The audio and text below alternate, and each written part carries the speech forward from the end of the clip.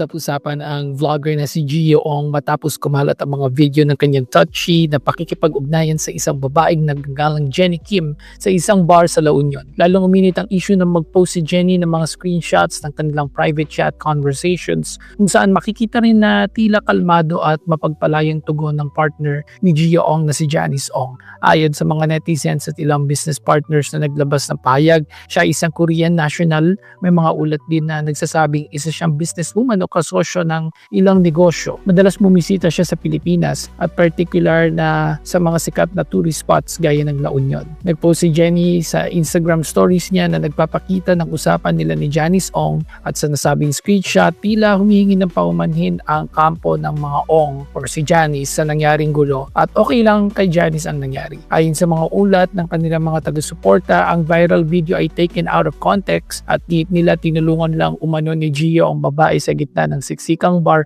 at walang mali siya ang kanilang pagdidikit.